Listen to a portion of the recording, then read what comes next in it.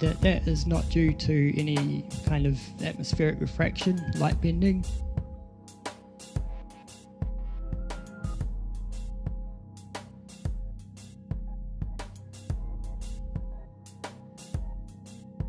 And despite the fact that I've devised a definitive curvature test using multiple reference points to prove that the Earth is flat, I often hear that it can't be proven either way, whether the Earth is round or flat. So I'm going to take the flatness test a few steps further and go into a bit more detail to prove once and for all that we're living on a plane. I'm going to stick to using photos of the Kaikoura Ranges in the South Island of New Zealand, taken from Wellington's south coast. This gives us a pretty decent range in terms of point-to-point length, as well as a decent range in heights of peaks that we can use. I've been out there a few times taking panoramas, as the spot's just breathtaking, especially at sunset. On the day I was out taking these shots, the conditions were just about perfect. The further away the mountains are from the camera, the lighter they are. That's because there's more atmosphere between us and the further mountains, so they get kind of washed out. Pretty obvious, but this photo demonstrates it nicely. I'm going to pick out a few prominent peaks and color code them for convenience.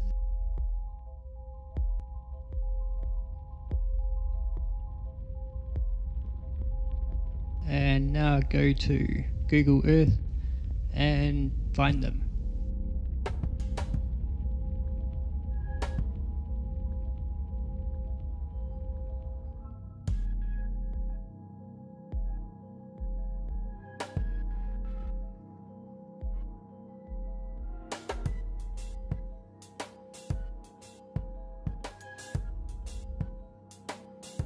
And a few weeks later I've found them. It's pretty hard work, but I'm confident that I have found the right ones. But please don't take my word for it, check for yourself. Everything you need is right here.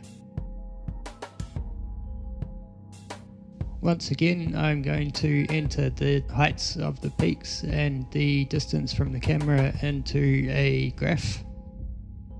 Now I go back to the photo and make a horizontal line at the height of each peak, color coded of course. Since the furthest mountain away is also the tallest, I can just cut it at that point, and where that line meets each other point gives us an extrapolation to a 2D view to count for perspective. So hopefully it'll match up to the lines on the photo again. Let's have a look. And once again, pretty much perfect. I'm guessing refraction's not playing much of a part here. I don't think we get a whole lot over the Cook Strait, judging by my experimentation. And what anomalies you can see there, I'm willing to bet would be a result of Google Earth's measurements. We can't expect Google to have accurate data for every nook and cranny in the Kiwi bush. That's some pretty full-on wilderness out there. Now I'm going to do the curvature calculations for each of those peaks and input that into a graph to do a comparison. Let's see how it looks. As I suspected, it's all over the show. Not only does it not match, but some of the lines have crossed over. Any of you ball lovers out there care to explain that to me? I didn't think so. If we get these scales matched up, we can get a rough idea of how it would look if there were any curvature. I'll leave you with that.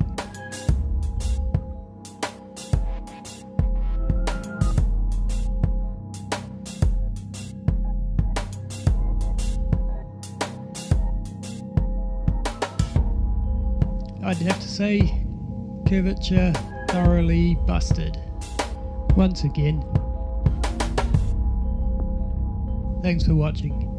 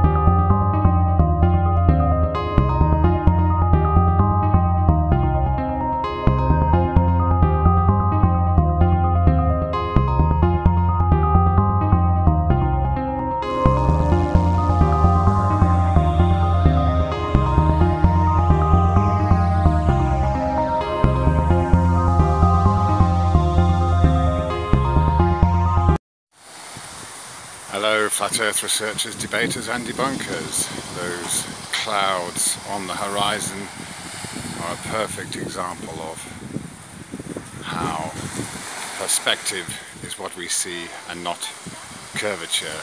We don't see the bottoms of the clouds hitting the horizon, we see the edges of the clouds hitting them.